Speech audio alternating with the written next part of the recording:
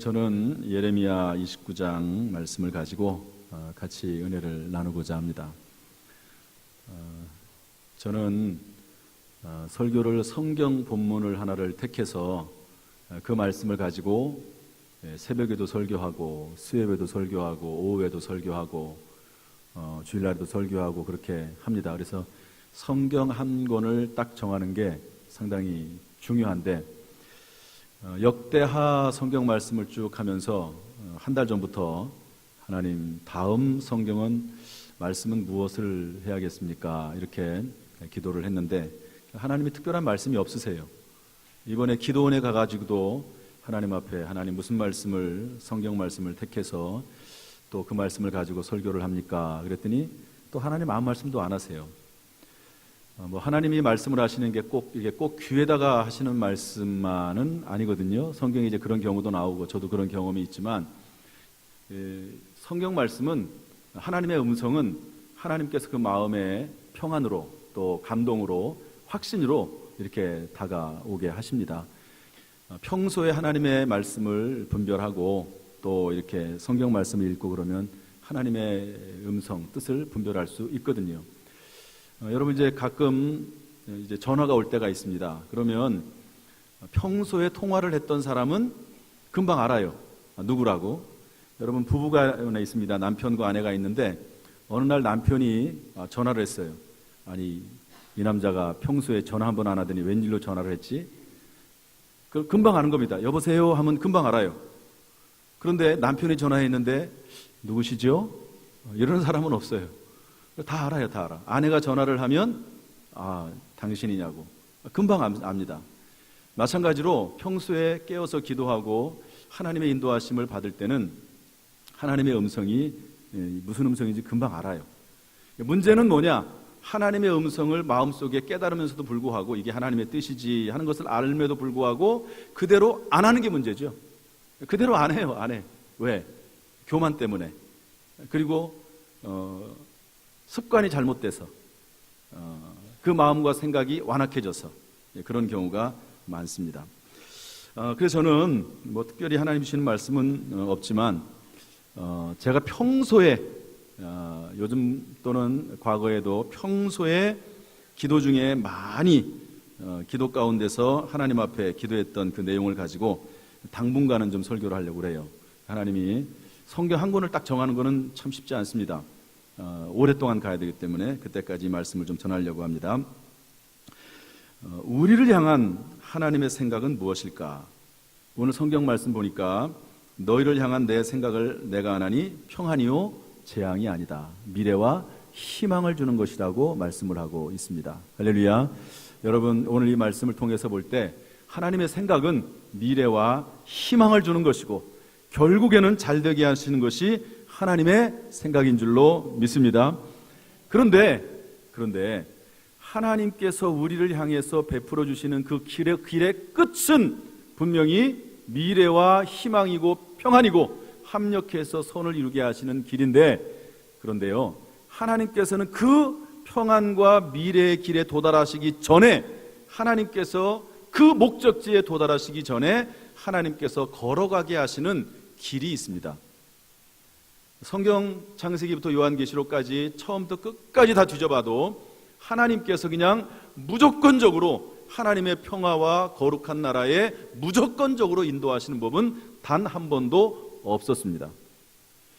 그래서 오늘 하나님께서 우리에게 미래와 희망의 나라에 도달할 때까지 거치게 하시는 그 길이 무엇인가를 살펴보면서 우리가 그 길을 믿음 안에 잘 걸어가서 복된 인생 평안의 희망의 날에 도달할 수 있기를 바라는 마음으로 이 말씀을 같이 나누려고 합니다.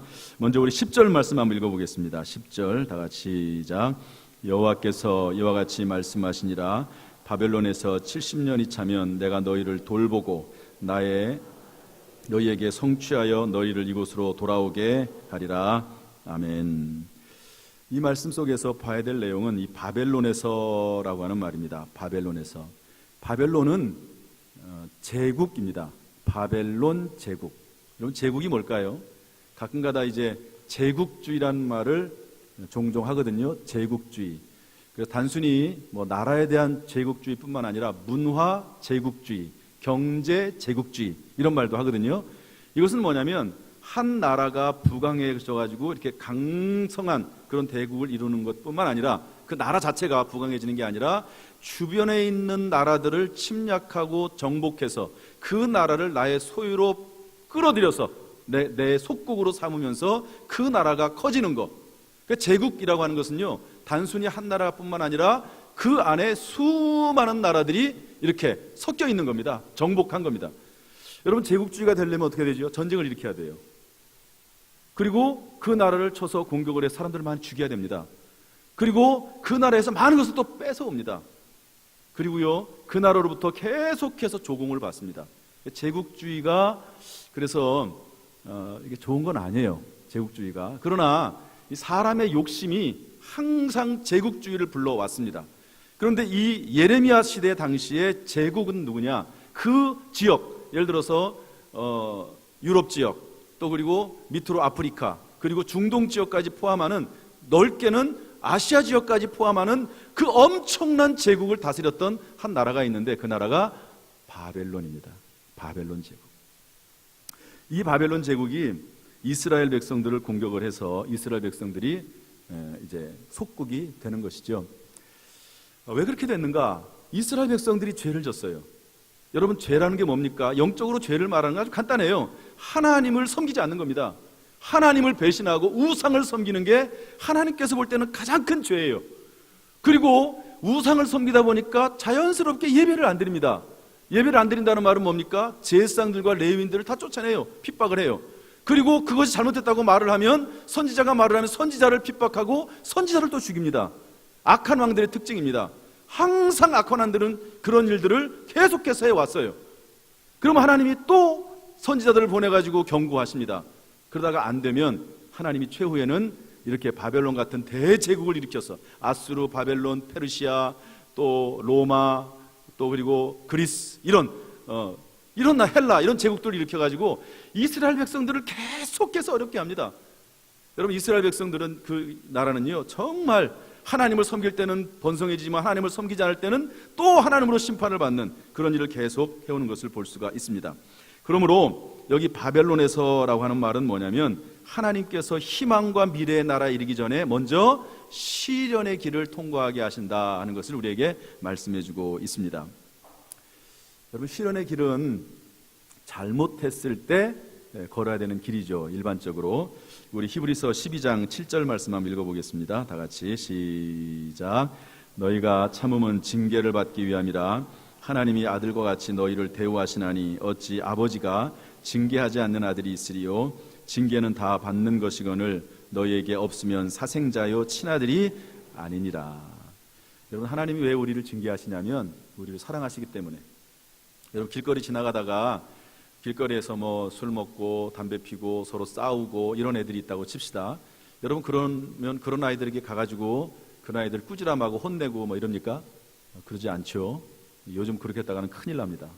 그러나 만약에 그 안에 자기의 자녀가 섞였다고 한번 생각을 한번 해보세요. 그럼 그냥 지나가겠습니까? 가가지고 그 아이를 데리고 끌어서 나오기라도 하고 그렇게 하지, 그냥 지나가는 법이 없습니다. 왜 그럴까요? 다 나빠요. 다 나빠. 다 못된 짓을 하고 있어요. 그러나 그 중에 아들과 딸만큼은 꺼내는 겁니다. 혼내서. 여러분, 하나님께서 왜 우리가 잘못했을 때 우리를 혼내시느냐? 우리가 하나님의 백성이고 자녀이기 때문에 그렇다는 거예요. 여러분, 잘못했을 때 하나님은 바벨론을 들어서 이스라엘 심판하듯이 우리에게 시련의 길을 통과하게 하신다 하는 겁니다. 그런데 성경을 읽다 보면은요, 꼭 잘못이 없어도 하나님의 선한 뜻 가운데 우리로 하여금 시련의 길을 걷게 하시는 경우도 있습니다. 대표적으로 누구냐? 욥과 같은 사람. 욥. 누구라고요? 욥. 욥은 부자입니다. 당대 의인이에요. 하나님 마음에 쏙 들었어요. 그런데 사탄 마귀가 와가지고 뭐라고 하나님 앞에 얘기하냐면, 욥이라고 하는 사람이 얼마나 훌륭한지 모르지만 그러나 하나님이 욥을 축복하시기 때문에 저렇게 하나님께 잘하는 거지, 만약에 병들고 가난해지면 하나님을 배신할 거라고. 이렇게 막 충동질 도발하네요, 사탄 마귀가. 그러니까 하나님께서 웃으시면서, 좋다, 그러면 네가 한번 욥에게 해보고 싶은 대로 다 해봐라. 단 생명만은 거둬가지 말아라. 그래서 사탄 마귀가 막 재산을 뺏어가고 자녀들을 뺏어가고 몸의 건강을 뺏어가잖아요. 이거 이유가 없어요. 욥이 잘못해서가 아닙니다. 그냥 하나님의 어떤 거룩한 계획과 섭리에 의해서 그렇게 행하시는 거예요. 욥이 그걸 다 통과합니다. 결국에는 하나님이 욥을 보시고 기뻐하시고 사탄 마귀에게 할 말이 있으신 거죠. 물론 이제 이것을 어떤 우화적으로 기록을 했지만 하나님께서 사탄 마귀에 대해서 할 말이 있으신 거예요. 꼭 우리가 잘 되고 모든 것이 번성하고 그러기 때문만 하나님을 섬기는 게 아니다 하는 것을 확실하게 하나님께서 말씀을 할 수가 있었습니다. 이게 하나님의 선한 뜻 가운데 그런 일이 있을 수도 있습니다. 또 요셉 같은 사람이 그런 사람이죠. 요셉은 어렸을 때 꿈을 꿨어요. 이복 형들에 대한 꿈을 꿨습니다. 볕단 11개가 자기에게 절을 하는 거예요. 또 해와 달과 별이 자기에게 절하는 겁니다. 이런 꿈을 꿨으면 이게 별로 안 좋잖아요. 다른 사람들한테는. 형들 입장에서 볼 때는 우리가 너한테 절한다는 거냐 이렇게 될 수 있습니다. 그런데 어린 나이니까 13살 어린 나이니까 그런 얘기를 다 하고 다녔어요. 형들이 미워가지고 어떻게 합니까? 그냥 애굽에 팔아 넘기잖아요. 처음엔 죽이려고 하다가 팔아 넘깁니다. 그리고 17년 동안 종살이하고 옥살이합니다. 여러분 욥이 무슨 잘못이 있습니까? 큰 잘못이 없어요. 그런데 하나님께서 욥을 들어 쓰셔서 욥을 통해서 이스라엘을 민족으로 만들기 위한 선한 계획 가운데 그렇게 하는 겁니다. 여러분 혹시 하나님의 시련이 있다 할지라도 그것 때문에 너무 낙심하지 말고 오히려 단련하는 기회로 삼을 수 있기를 주님의 이름으로 축복합니다. 어떤 경우에는 하나님의 나라와 영광을 위해서 스스로 고난의 길을 걸어가는 사람도 있습니다. 그 대표적인 사람이 누굽니까? 사도 바울입니다. 하나님 앞에 이방인의 복음 전도의 사명을 받았어요. 그 사명을 감당하지 얼마나 고생을 많이 합니까? 배를 타고 다니면서 수번 파선합니다. 사람들이 돌멩이를 던집니다. 복음을 전할 때 맞아서 죽은 것처럼 판단이 돼가지고 길거리에 버리지만 또 일어나서 와서 복음을 전하고 고생의 길을 스스로 하는 것을 볼 수가 있습니다. 우리 주님 예수 그리스도도 마찬가지죠. 마찬가지입니다. 우리의 죄를 위해서 하나님의 뜻을 분별하고 우리를 위해서 물과 피를 다 쏟으시고 십자가에서 죽으신 줄로 믿습니다. 그분이 우리의 주님 예수 그리스도십니다. 그분 때문에 우리가 여기 앉아있는 것이고 그분 때문에 우리가 소망을 가지고 그분 때문에 어떤 난관을 극복하고 하나님의 전에 나아가게 되는 줄로 믿습니다. 할렐루야. 지난 주간에 어떤 권사님이 저한테 그림을 하나 선물했어요. 이 사이즈가 좀 되고 또 잘 그린 그림입니다. 그런데 그 그림을 이제 저한테 와가지고 선물이라고 딱 주시더라고요. 근데 그림을 제가 딱 보니까 조금 마음에 안 들어요. 지금 여기 앉아 계신데 죄송한데 조금 그림이 마음에 안 들어. 못 그렸다는 게 아니고 그림의 그 내용이 마음에 안 들어. 조금입니다. 조금. 여기 앉아 계시니까 조금 마음에 안 들어요. 왜냐하면 이런 그림이기 때문에 그래요. 한번 봅시다. 틀어주세요. 예, 이게 무슨 그림이죠? 잘 안 보이나요? 파도예요, 파도. 파도가 치는데 보통 파도가 치는 게 아니고 막 그냥 포마를 일으키면서 엄청난 파도가 치는 거예요. 제가 이 그림을 보는 순간 왜 파도인가? 이게 좀 잔잔한 그런 평온한 바다가 이렇게 있었으면 좋겠다 이런 생각을 했는데 어쨌든 뭐 선물을 주셨으니까 어떡합니까? 이걸 뭐 버리겠습니까? 또 잘 또 모셔가지고 또 걸어야 되잖아요.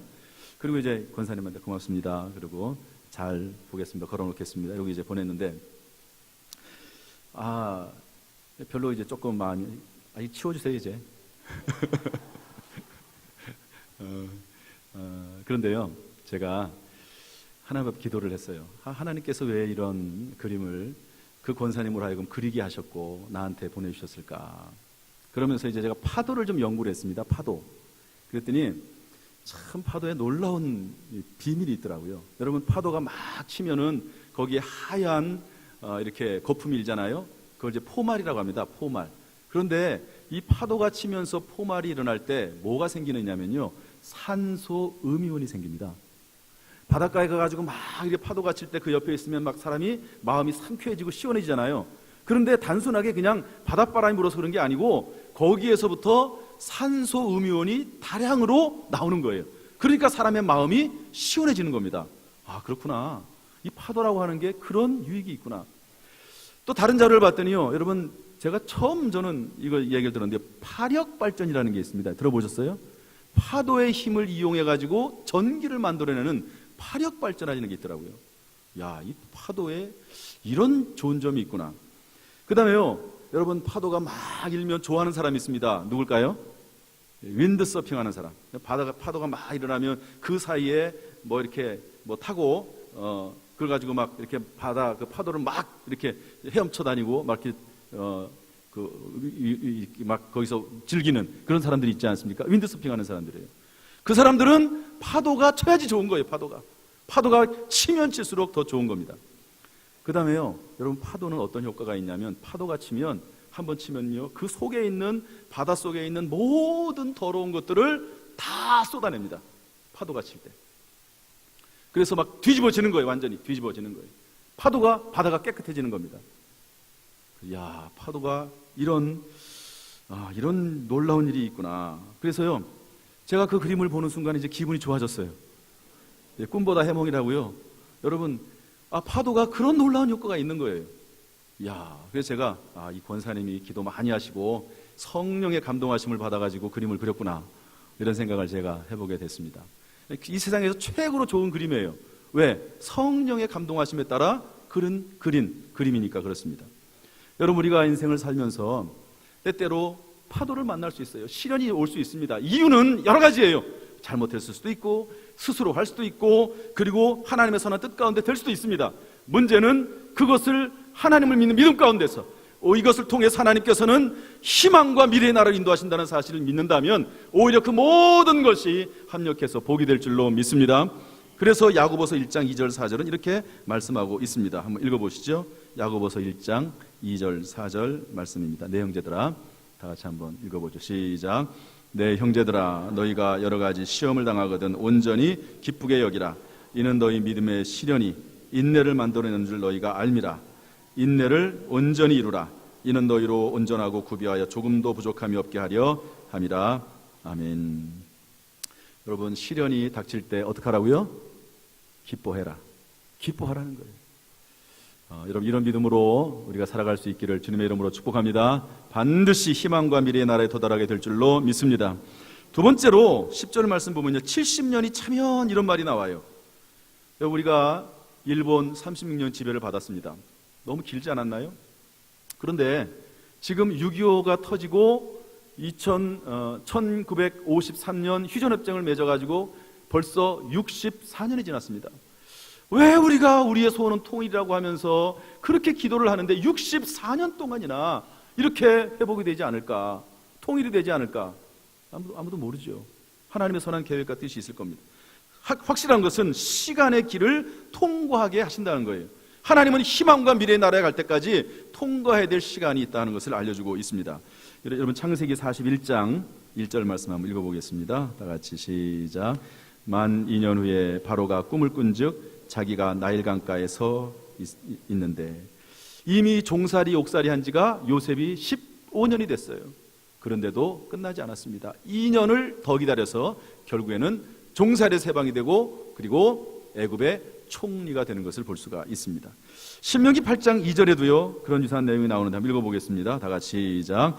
내 하나님 여호와께서 이 40년 동안에 내게 광야길을 걷게 하신 것을 기억하라. 이는 너를 낮추시며 너를 시험하사 내 마음이 어떠한지 그 명령을 지키는지 지키지 않는지 알려 하심이라. 40년 동안 이스라엘 백성들 광야 생활을 거치게 하셨어요. 그 이유가 뭡니까? 낮추시려고. 하나님은 우리를 낮추시려고 하는 거예요. 교만을 깨트리려고 합니다. 그런데 우리는 계속 교만스러워요. 교만. 자기의 의를 주장하고 자기의 옳음을 주장하고 자기를 나타내려고 하고 계속 교만해집니다. 그럴수록 하나님은 낮추시고 또 낮추시고 또 낮추시는 겁니다. 여러분, 그 기간이 40년 걸린 거예요. 그러므로 여러분, 시간의 길을 하나님의 말씀 가운데서 잘 통과해야 될 줄로 믿습니다. 하나님은 시계를 보고 계세요. 여러분, 시계 있으십니까? 저는 시계가 없어요. 결혼 때부터. 결혼하고 나서부터 곧바로 하나님 앞에 데려가지고 없습니다. 그런데 핸드폰이 있으니까 별 문제가 없습니다. 그런데 이 시계를 항상 차고 다니면서 우리는 시간을 봐요. 요즘 방학을 했습니다. 아이들이 보나마나 시간표를 짤 겁니다. 문제는 그것대로 안 해서 그렇지 시간표는 열심히 짜요. 전부 다. 시계 얼마나 스케줄은 잘 짜는지 몰라요. 그런데 하나님도 시계를 보고 계세요. 하나님도 시간표를 만들고 계세요. 우리 각자를 향한, 이 나라 민족을 향한 하나님의 시간표가 있는 줄로 믿습니다. 여러분, 과일을 먹으려고 해도 시간이 있어야 돼요. 밥을 해 먹으려고 해도 시간이 있어야 되잖아요. 뜸을 들여야 되지 않습니까? 직장에 취직을 하려고 해도 유치원 다니고 초등학교 졸업하고 중학교 졸업하고 고등학교 졸업하고 대학교 졸업하고 시험 쳐서 그리고 취직하는 거지, 그냥 태어나자마자 취직하는 거, 그런 법은 없습니다. 시간의 길을 통과하게 하십니다. 따라서 성경은 이렇게 말하는데요, 우리 야고보서 5장 7절 8절 말씀 한번 읽어보겠습니다. 그러므로 시작. 그러므로 형제들아, 주께서 강림하시기까지 길이 참으라. 보라, 농부가 땅에서 나는 귀한 열매를 바라고 길이 참아 이른 비와 늦은 비를 기다리나니 너희도 길이 참고 마음을 굳건하게 하라. 주의 강림이 가까우니라. 물론 이것은 예수님의 재림에 대한 이야기예요. 그러나 다 맥락은 같습니다. 여러분, 시험, 환난, 또 희망과 미래의 날에 가기 전에 하나님이 우리에게 요구하시는 시간이 있을 때에 여러분, 길이 참을 수 있는 인내가 있기를 주님의 이름으로 축복합니다. 마음을 굳세게 하라는 거예요. 낙심하거나 좌절하거나 포기하거나 하나님을 원망하지 말고 마음을 굳게 믿음 안에서 하는 가운데 승리하시기를 주님의 이름으로 축복합니다. 마지막 세 번째로 기도의 길을 통과하게 하십니다. 우리 12절 13절 말씀 읽어보겠습니다. 12절 13절 시작. 너희가 내게 부르짖으며 내게 와서 기도하면 내가 너희들의 기도를 들을 것이요 너희가 온 마음으로 나를 구하면 나를 찾을 것이요 나를 만나리라. 하나님은 꼭 기도하게 하십니다. 그냥 주시는 법이 없습니다. 좀 짓궂으세요. 그러나 그렇게 하시는 이유는 내가 너에게 준다 하는 것을 하나님은 확인하고 싶으신 거예요. 확인하고. 우리도 가끔 그럴 때가 있잖아요. 누구한테 선물하면서 꼭 이제 아이들에게도 뭐 조그만 거다 주면서도 할아버지가 주는 거야, 내가 주는 거야, 이런 경우가 있습니다. 하나님은 마음껏 주길 원하시는데 또 하나님이 주셨다는 것을 꼭 밝히고 싶은 그런 마음도 있으신 것 같습니다. 출애굽기 2장 23절 말씀 한번 읽어보겠습니다. 다 같이 출애굽기 2장 23절 시작. 여러 해 후에 애굽 왕은 죽었고 이스라엘 자손은 고된 노동으로 말미암아 탄식하며 부르짖으니 그 고된 노동으로 말미암아 부르짖는 소리가 하늘에 상달된지라. 400년 동안 애굽에 종살이 했어요. 이제는 너무너무 힘들어서 견디지 못하는 거예요. 그러니까 막 속에서부터 기도가 터져 나오는 겁니다. 여러분, 우리가 기도가 두 종류의 기도가 있습니다. 평소에 하는 기도가 있고요, 그러나 막 속에서부터 막 터져 나오는 기도가 있습니다. 너무너무 힘들어서 이제 감당할 수가 없고 이제 하나님밖에 이 기도를 응답할 수 있는 사람, 이 문제를 해결할 수 있는 사람이 없다라고 생각이 될 때, 분이 없다고 생각이 될 때 하나님 앞에 그렇게 부르짖어 기도하게 되는 것이지요. 한나도 마찬가지입니다. 사무엘상 1장 10절 말씀 읽어보겠습니다. 사무엘상 1장 10절 시작. 한나가 마음이 괴로워서 여호와께 기도하고 통곡하며. 그러므로 하나님께서 기도의 길을 통과하게 하시는데요, 우리 예레미야 33장 2절 3절 말씀 한번 읽어보겠습니다. 다 같이 시작. 이를 행하시는 여호와, 그것을 만들며 성취하시는 여호와, 그의 이름을 여호와라 하느니가 이와 같이 이르시도다. 너는 내게 부르짖으라. 내가 내게 응답하겠고 내가 알지 못하는 크고 은밀한 일을 내게 보이리라. 아멘. 여러분, 기도의 길을 통과하시고 바라기는 우리의 마음속에 막 기도의 간절함이 생길 수 있기를 주님의 이름으로 축복합니다. 하나님의 자녀인 우리를 향한 하나님의 생각은 미래와 희망입니다. 잘 되는 것입니다. 따라서 실현의 길, 시간의 길, 기도의 길이 우리 앞에 놓였을 때 그것을 기쁨과 감사로 통과할 수 있게 되기를 주님의 이름으로 축원합니다. 한 가지, 한 분에 대한 이야기를 좀 하고 마치겠습니다. 제가 지난 월, 화, 수 기도원에 다녀왔는데요, 이 최낙중 목사님이라고 하는 분이 설교를 3일 동안 인도하시더라고요. 그런데 그 교회에 1호 장로님, 현재 원로 장로님이신데요, 그분에 대한 이야기를 하시더라고요. 최정생 장로님이라고 하시는 분인데요, 아직 그 교회에 장로님이 세워지지 않았을 때입니다. 교회를 개척해서 한 100명 정도 됐는데 그 어떤 한 집사님에 대한 이야기입니다. 어떤 그 여집사님이 계신데요, 떡집을 했어요. 떡집. 무슨 집을 했다고요? 떡집. 여러분, 떡 좋아하세요? 저도 옛날에 저희 부모님이 떡방앗간을 해가지고요, 떡을 만들기도 하고 또 많이 먹기도 하고 그랬는데, 이분이 방앗간은 하지 않고 그냥 떡만 파는 그런 집사님입니다. 남편이 하나 있는데요, 물론 하나죠, 뭐 남편이 뭐 여러 지겠습니까? 남편이 하나 있는데 좀 이렇게 주먹을 쓰는 남편이에요. 좀 건달, 약간 조폭성 이제 그런 남편입니다. 또 그런 사람이 또 의리는 있잖아요. 떡집을 운영을 하긴 하지만 실제는 여자가 다 하는 거고 남자는 그냥 돌아다니면서 그러는 스타일의 이제 집안, 그런 집입니다. 그런데 떡집을 운영했는데 한 번은 이제 그 부인 집사님이 생일이 된 거예요. 남편 교회 안 다니죠, 뭐 당연히. 그리고 이제 마침 또 그 가게를 수리하게 됐어요. 그래서 주일날 문을 닫게 됐습니다. 그래서 그 아내가 생각을 하다가 어떻게 하면 이 남편을 전도할까? 그러다가 지혜를 냈습니다. 내 생일인데 평생의 소원이다. 이거는 좀 꼭 좀 들어달라. 그래가지고 생일날 가게 문도 닫으니까 교회를 좀 가달라고 부탁을 했습니다. 그랬더니 남자가 또 그럴 땐 또 화끈할 땐 또 화끈하잖아요. 약간 이렇게 주먹 쓰는 이제 그런 사람은 좀 그렇습니다. 그러니까 이제 좋다고 내가 뭐 가지 뭐 못 가겠냐고. 그래가지고 주일날 예배를 딱 갔어요. 목사님이 설교를 했는데 요한계시록에 있는 설교를 했습니다. 라오디게아 교회, 라오디게 차지도 덥지도 않은 교회의 모습입니다. 그러면 설교 중에 차든지 덥든지 하라. 이게 설교를 하면서 예수를 믿으려면, 이왕 믿으려면 화끈하게 믿어라. 이렇게 막 설교를 했습니다. 근데 다른 설교는 다 하나도 못 듣고 안 듣고 들리지도 않고 졸기만 하고 그러는데 화끈하게라는 말이 마음에 들어왔어요. 왜? 자기가 좀 화끈하다고 생각을 한 거죠. 주먹도 좀 쓰고 그러니까 화끈하다 이렇게 생각을 한 거예요. 그리고 끝나고 나서 나와서 쪽쪽 인사를 한 명씩 하는데, 여러분 우리들도 이제 인사를 하지 않습니까? 그러면 인사하고 이제 뭐 축복합니다, 뭐 승리하십시오 이러고 이제 지나가는데 빨리빨리 해야 되잖아요. 왜냐하면 뒤에 기다리고 있으니까. 그런데 이분이 손을 딱 잡더니 놓지 않는 거예요. 그러더니 질문을 하나 하는 거예요. 처음 교회 와가지고 목사님한테 뭐라고 질문을 하냐면, 목사님 화끈하게 예수 믿으라고 하셨는데 도대체 화끈하게 예수 믿는 게 뭡니까? 이렇게 딱 물어본 거예요. 여러분 뒤에 막 기다리고 있는데 말을 오래 할 수가 없잖아요. 그러니까 불현듯 생각나는 게 뭐냐면, 화끈하게 아내한테, 그 부인 집사님한테 대충 얘기를 들었으니까 화끈하게 가게 문 닫고 주일날 예배드리라고 이렇게 얘기를 했습니다. 그랬더니 그분이 말도 안 되는 소리 한다 그러고 이제 갔어요. 그런데 그게 마음에 남았던 겁니다. 마음에 남았어요. 그래가지고 그분이 그 다음에 정말 화끈하게 문을 닫고 교회를 나왔습니다. 거기서부터 신앙생활이 시작이 된 거예요.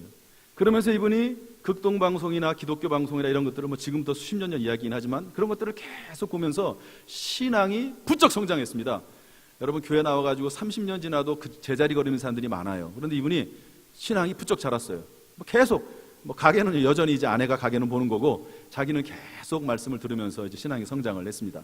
3개월째가 됐는데 마침 1년에 한 번씩 세례를 주잖아요. 마침 3개월 후에 세례를 받는 때가 됐는데 이분이 그냥 왔어요. 일반적으로 안 오는데 와가지고 나도 세례 받겠다고. 알았다고 그 쫓아낼 수는 없으니까 3개월 동안 이제 3개월 후에 이제 그래서 결국 세례를 받았는데, 세례 받으면서 뭐를 하게 됩니까? 우리 교회는 안 하는데요. 저도 우리 교회 좀 이거 해야 되겠다는 생각이 들더라고요. 거기다가 이제 OX 답을 쓰게 돼 있는데 뭐라고 쓰면 11조를 하겠느냐? 이분이 동그라미 쳤어요. 주일날을 빠지지 않고 예배 드리겠느냐? 동그라미 쳤습니다. 술, 담배를 끊겠느냐? 동그라미 쳤어요. 다 동그라미를 친 거예요. 그러니까 세례를 안 줄 수도 없죠. 3개월 만에 세례를 받았습니다. 그리고 나서 얼마 안 있다가 이분이 추석 명절이 됐는데 좀 시간이 지나가지고 1년 정도 지나서 갑자기 양복 한 벌을 사가지고 목사님의 선물을 주는 거예요. 왜 이런 걸 사오냐고. 그러지 않아도 된다고. 그랬더니 하는 말이, 내가 화끈하게 샀습니다. 이분은 화끈한 걸 좋아하는 거예요. 화끈한 거를. 1년 후에 집사 직분을 받았습니다. 목사님이 주일학교 부장을 맡으라고 그랬더니 나는 가르치는 건 못한다고. 그랬더니 가르치는 부장 하지 말고 먹이는 부장 하라고. 그건 내가 할 수 있다고. 내 떡집인데 못 먹겠냐. 그래서 이분이 부장을 또 맡았어요. 그러고 있다가 이분이 참 순수한 것이죠. 순수한 거예요. 얼마 있다가 갑자기 주일날 왔는데 버스 한 대가 교회에 있는 거예요. 이분이 떡집 하면서 그렇게 부유하진 않습니다. 이게 전세로 이제 집도 있고 11조를 하더라도 한 5만 원, 10만 원 그 생활 수준을 대충 알 수 있는 거죠. 그런데 버스를 한 대 사두는 거예요. 주변에 버스들이 다 교회들은 있는데 큰 교회들은 본인 교회는 없으니까 그냥 버스를 그냥 사온 겁니다. 그런데 어떤 버스를 사왔냐 물어봤어. 웬 버스를 사왔냐 그랬더니 제가 화끈하게 샀습니다. 한번. 그런데 장안평에 가면은 중고차를 파는 데가 있습니다. 거기 가가지고 이 버스를 25인승 버스를 350만 원에 사온 거예요. 그러니까 이게 얼마나 이게 낡은 차입니까? 그냥 겉에만 번지르르 했지 완전히 속은 뭐 다 그냥 완전히 중고 중에 중고지요. 그래도 사온 거예요. 그 마음이 얼마나 예쁩니까? 이분이 빚을 얻어서 뭐 돈이 그렇게 많은 게 아니니까 빚을 얻어가지고 비록 350만 원짜리만 버스를 사다 놓은 거예요. 그리고 나서 교사들을 데리고 강원도로 놀러 갔다가 차가 퍼져가지고 그거 끌고 오는데 80만 원, 그리고 그거 수리하는데 200만 원, 그렇게 들었다는 거예요. 목사님 볼 때는 그럼에도 불구하고 얼마나 신앙이 참 예쁩니까? 어쨌든 교회를 사랑하고 성도들, 교사들을 섬기려고 하는 마음이 너무너무 귀하고 예뻐요. 어느 날 목사님이 기도하는 가운데 이분이 뭔가 좀 새로운 걸 했으면 좋겠다. 제가 이 이야기를 해드린 이유는 뭐냐면요, 이분의 이야기를 살펴보면요, 어떤 기적이나 능력이나 뭐 이런 게 없어요. 그냥 큰 기적이 없습니다. 그런데 그냥 잔잔하게 신앙생활하고 성실하게 신앙생활하고 목사님을 도와서 일을 하려고 하는 그 마음을 보고 하나님이 이 가정을 사용하신다는 얘기를 좀 하고 싶어서 제가 이분의 이야기를 지금 해나가는 겁니다. 어떤 큰 기적이 없어요. 큰 기적이 없어요. 그래서 목사님의 마음에 감동해서 불렀습니다. 집사님의 비전은 뭡니까? 꿈은 뭡니까? 그랬더니 방앗간을 하고 싶대요. 떡 방앗간을. 왜냐하면 떡집만 하면은 뭐 수입이 이만큼인데 떡 방앗간을 하면 자기가 아는 그 떡 방앗간 집이 한 15배 정도 수입이 늘어난다는 거예요. 다른 건 몰라요. 그냥 그것만 알아요. 그래가지고 그 얘기를 했더니 그러면 기도해 보시라고. 얼마큼 기도합니까? 어떻게 기도합니까? 철야 기도하라고. 40일 동안 기도하라고. 그랬더니 그 부부가 40일 동안 예배당에 나와서 철야 기도를 했습니다. 그냥 목사님이 하란 대로 하는 거예요. 순종하는 거예요.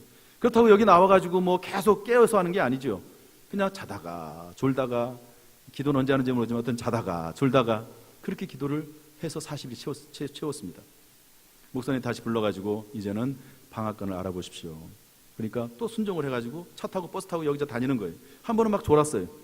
딱 깨보니까 화곡동이에요. 내렸더니 마침 그 근처에서 방앗간을 파는 거예요. 떡방앗간을. 그래서 그걸 인수했습니다. 그 당시에 2,800만 원 인수해야 되는데 돈이 없어요. 다 뭐 전세 빼고 이래도 1,200만 원이 부족합니다. 그런데 마침 집에 동네에 왔는데 친구를 우연히 만났어요. 그 동네 오랫동안 같이 산 친구인데 못 봤거든요. 한 번도 못 봤습니다. 근데 그 친구를 만났는데 사우디아라비아 가가지고요, 돈을 많이 벌어서 가져왔다는 거예요. 만나자마자 처음 만나가지고 돈 좀 빌려달라고. 그랬더니 또 돈을 빌려줬어요. 또 1,200만 원. 그래가지고 그걸 가지고 떡방앗간을 인수를 했습니다. 목사님이 이제 처음에 신방을 갔죠. 그래서 3가지를 부탁을 했습니다. 첫 번째, 주일날은 문 열지 말아라. 절대로 문 열지 말아라. 하나님의 시간이니까 문을 닫지 말고 예배드려라. 두 번째, 하나님 앞에 11조를 온전하게 드려라. 세 번째, 협력하는 자가 되라. 3가지만 딱 부탁을 했어요. 이분이 그 떡방앗간이요, 정말 잘 돼가지고 6개월 만에 집을 샀습니다. 참 엄청 잘 된 거지요. 11조가 15배가 늘어났습니다. 한 10만 원 정도 드는 11조가 15배가 늘어났어요. 얼마 후에 교회 건축을 했는데 이분이 자기 집을 팔아서 드리고 자기는 월세로 들어갔습니다. 그리고 나서 계속해서 화끈하게 그러면서도 겸손하게 협력함으로 변함없이 신앙생활을 했습니다. 첫 번째 그 교회에 장로 투표가 있어요. 장로교는요, 당회를 거치지 않습니다. 그냥 누구든지 추천하면 우리로 말하면 사무총회에서 장로 투표를 할 수 있게 돼 있어요. 장로교회는. 그러면은 이제 그 장로 대부분은 떨어지죠. 장로교회 장로님들은 다 떨어집니다. 많이 떨어집니다. 2-3번 이렇게 막 떨어집니다. 그리고 나서 이제 투표를 했는데 이분이 첫 번째에 1등으로 투표에 장로로 선택이 됐어요. 할렐루야. 그래서 이분이 이제 목사님을 도와서 신앙생활 잘하고 은퇴해가지고 이제 원로 장로로 계신 그분에 대한 이야기를 이분이 하시더라고요. 여러분, 제가 그 얘기를 들으면서 이분이 뭐 특별한 게 없어요. 뭐 건달 생활 좀 하고 주목 좀 쓰고 그런데 화끈하게 그 말 한마디에 그냥 마음이 감동이 돼가지고 열심히 그냥 순종하는 마음으로 했더니 결국에는 그 교회 1호 장로가 되고 또 그리고 사람들로부터 존경받고 자녀들이 복을 받고 이런 일이 있게 된 겁니다. 여러분, 우리가 인생을 살면서 뭐 기적 같은 일 뭐 너무 기대하지 마십시오. 여러분, 큰 기적은 항상 큰 고난을 동반합니다. 성경을 보세요. 큰 기적은 큰 고난을 동반합니다. 그러니까 너무 큰 기적 바랄 필요도 없고요. 순간순간에 하나님이 주시는 그 인도하심에 따라서 하나님 앞에 그 맡겨진 사명을 감당하고 성실하게 탈선하지 않고, 여러분 탈선하면 안 되는 거예요. 탈선하지 말고 잘 섬기고 살아가면 복된 길이 예비되어 있는 줄로 믿습니다. 미래와 희망이 있는 줄로 믿습니다. 기도하겠습니다. 하나님 아버지 감사합니다. 미래와 희망의 길로 인도하시니 감사합니다. 우리 앞에 닥쳐진 길들을 믿음으로, 감사함으로, 순종함으로 겸손하게 걸어갈 수 있도록 도와주옵소서. 예수님의 이름으로 축복합니다.